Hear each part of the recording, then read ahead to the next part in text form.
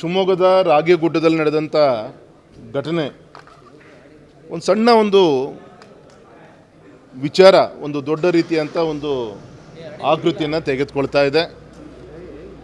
ಈ ಸಂದರ್ಭ ನಾನು ಇಷ್ಟೇ ಹೇಳೋಂಥದ್ದು, ಅದು ಸಾರ್ವಜನಿಕ ಸ್ಥಳ, ಅಲ್ಲಿ ದೇವ್ರ ವಿಗ್ರಹ ಪ್ರತಿಷ್ಠಾಪನೆ ಮಾಡಿದ್ದಾರೆ. ಹುಡುಗಾಟಿಕೆಯಲ್ಲಿ ಅದನ್ನು ಹಿಂದೂ ಧರ್ಮದ ಒಂದು ಗಣಪತಿ ವಿಗ್ರಹ ಮತ್ತು ನಾಗದೇವತೆ ಇದನ್ನು ಕಾಲಲ್ಲಿ ಒದ್ದು ಎಸೆಯುವಂಥ ಕೆಲಸವನ್ನು ಮಾಡಿದ್ದಾರೆ. ಹಾಗಾಗಿ ಈ ಸಂದರ್ಭ ನಾನು ಇಷ್ಟು ಮಾತ್ರ ಹೇಳಲಿಕ್ಕೆ ಇಚ್ಛೆಪಡ್ತೇನೆ, ಈ ಥರ ಘಟನೆಗಳು ಹಿಂದಿನ ದಿನಗಳಲ್ಲಿ ತುಂಬ ಕಮ್ಮಿ ಇತ್ತು. ಯಾಕೆ ಇತ್ತೀಚೆಗೆ ಈ ಥರ ಘಟನೆಗಳು ಹೆಚ್ಚಿಗೆ ಆಗ್ತಾ ಇದೆ? ಎಲ್ಲೋ ಒಂದು ಕಡೆಗೆ ನಮ್ಮ ಕೆಲವು ವ್ಯಕ್ತಿಗಳ ಮನಸ್ಸಲ್ಲಿ ನಮಗೆ ಈ ರೀತಿಯಂಥ ವಿಚಾರ ಬಂದಾಗ ನಮಗೆ ಸಪೋರ್ಟ್ ಸಿಗುತ್ತೆ ಅನ್ನೋಂಥ ಒಂದು ಮನಸ್ಥಿತಿಲೇ ಈ ಥರ ಮಾಡ್ತಾ ಇದ್ದಾರೆ. ಈ ರೀತಿ ನಮಗೆ ಅದು ಕೂಡ ಅರ್ಥ ಆಗ್ತಿಲ್ಲ. ಹಾಗಾಗಿ ಪದೇ ಪದೇ ಈ ರೀತಿಯಂಥ ಘಟನೆಗಳು ನಮ್ಮ ಶಿವಮೊಗ್ಗದಲ್ಲಿರ್ಬೋದು, ನಮ್ಮ ರಾಜ್ಯದಲ್ಲಿರ್ಬೋದು, ಕಾಂಗ್ರೆಸ್ ಸರ್ಕಾರ ಬಂದಾದ ಮೇಲೆ ನಡೀತಿರೋಂಥ ಈ ಘಟನೆಗಳಿಗೆ ಕಡತಂಡಿತವಾಗಿ ನಮ್ಮ ಸರ್ಕಾರದ ಅಧಿಕಾರಿಗಳು ಬಿಗಿಯಾದ ಕ್ರಮ ತೆಗೆದುಕೊಳ್ಳಿಲ್ಲ ಅಂದರೆ ನಾಳೆ ಈ ಸಣ್ಣ ಸಣ್ಣ ವಿಚಾರಗಳು ಕೂಡ ದೊಡ್ಡ ಕಿಡಿಯಾಗಿ ಹಬ್ಬಲಿಕ್ಕೆ ಸಾಧ್ಯ ಆಗುತ್ತೆ. ಹಾಗಾಗಿ ದಯಮಾಡಿ ಲಾ ಆ್ಯಂಡ್ ಆರ್ಡ್ರು ಇಷ್ಟೊಂದು ಶಾಂತಿಯುತವಾಗಿ ನಮ್ಮ ಶಿವಮೊಗ್ಗ ಮಲೆನಾಡು ಇವತ್ತು ಹೆಜ್ಜೆ ಇಡ್ತಿರುವಂಥ ಈ ಸಂದರ್ಭದಲ್ಲಿ ಇಂಥ ಸಣ್ಣ ಘಟನೆಗಳು ಕೂಡ ಆಗದ ರೀತಿಯಲ್ಲಿ ಎಚ್ಚರಿಕೆಯಿಂದ ಒಂದು ಬಿಗಿಯಾದ ರೀತಿಯಂಥ ಒಂದು ಹ್ಯಾಂಡ್ಲ್ ಮಾಡಿದ್ರೆ ಮುಂದೆ ಈ ರೀತಿಯಂಥ ತಪ್ಪುಗಳು ಆಗಲ್ಲ. ಹಾಗೆ ಮನೆ ನಿರ್ಮಾಣ ಮಾಡ್ತಿದ್ದಾರೆ, ಅದು ನಮ್ಮ ರಾಗಿಗುಡ್ಡದಲ್ಲಿ ಯಾವುದೂ ವಿಶೇಷ ಇಲ್ಲ.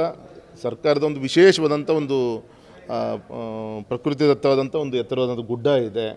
ಅಲ್ಲಿ ರಾಷ್ಟ್ರೀಯ ರಕ್ಷಣಾ ಯೂನಿವರ್ಸಿಟಿ ನಡೀತಾ ಇದೆ.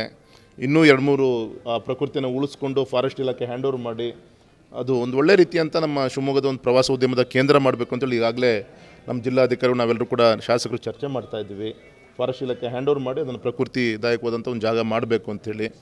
ಈ ಸಂದರ್ಭದಲ್ಲಿ ಅಲ್ಲಿ ಕೆಳಗೆ ಅನಧಿಕೃತವಾಗಿ ಈ ರೀತಿಯಂಥ ಕಟ್ಟಡಗಳನ್ನು ಕಟ್ಟುವಂಥ ಮುಖಾಂತರ ಅಲ್ಲಿ ಈ ರೀತಿಯಂಥ ಸಣ್ಣ ಪುಟ್ಟ ಘಟನೆಗಳು ಇವತ್ತೇನು ಪದೇ ಪದೇ ನಡೀತಾ ಇದೆ. ಇದೆಲ್ಲದಕ್ಕೂ ಕೂಡ ಇದು ಆ ಭಾಗದ ಅಭಿವೃದ್ಧಿಗೂ ತೊಂದರೆ ಆಗುತ್ತೆ, ಮಲೆನಾಡಿನ ಅಭಿವೃದ್ಧಿಗೂ ತೊಂದರೆ ಆಗುತ್ತೆ.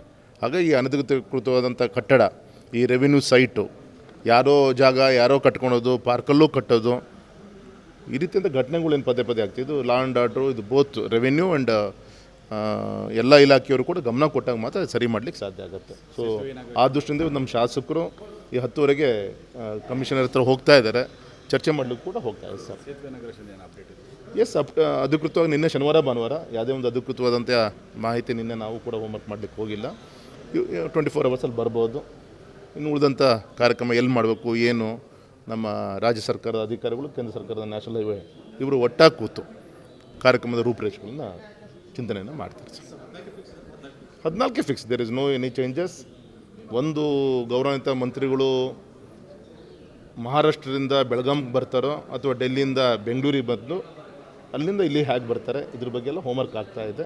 ಮಳೆ ಇದೆ, ಶಿವಮೊಗ್ಗದಿಂದ ಹೇಗೆ ಸಾಗರಕ್ಕೆ ಹೋಗಬೇಕು, ಸಾಗರದಿಂದ ಸಿಗಂದೂರಿಗೆ ಹೇಗೆ ಹೋಗಬೇಕು, ಈ ರೀತಿ ಇವೆಲ್ಲದಕ್ಕೂ ಕೂಡ ಸಂಜೆ ಒಂದು ಬ್ಲೂ ಪ್ರಿಂಟ್ ರೆಡಿ ಆಗುತ್ತೆ ಅಂತ ನಂಗೆ ವಿಶ್ವಾಸ ಇದೆ ಸರ್. ಶಾಸಕರು ಸಚಿವರೆಲ್ಲ ಬರ್ತಾರೆ ಸರ್? ಎಲ್ಲರೂ ಬರಬೇಕು. ಗೌರವಂತ ಮುಖ್ಯಮಂತ್ರಿಗಳು ಬರಬೇಕು, ಉಪಮುಖ್ಯಮಂತ್ರಿಗಳು ಬರಬೇಕು, ನಮ್ಮ PWD ಮಿನಿಸ್ಟ್ರು ಬರಬೇಕು. ಇದೇನು ಪ್ರಶ್ನೆ ಏನಿಲ್ಲ, ಎಲ್ಲರೂ ಸೇರೇ ಮಾಡಿ ಕಾರ್ಯಕ್ರಮ ಉದ್ಘಾಟನೆಯನ್ನು ಮಾಡಬೇಕಾಗಿರೋದು. ಸಂತೋಷ, ಒಂದು ಹಬ್ಬದ ರೀತಿಯಲ್ಲಿ ಈ ಕಾರ್ಯಕ್ರಮ ಆಗಬೇಕು ಅನ್ನೋದು ನಮ್ಮೆಲ್ಲರದ್ದು ಅಪೇಕ್ಷೆ ಇದೆಯಪ್ಪ.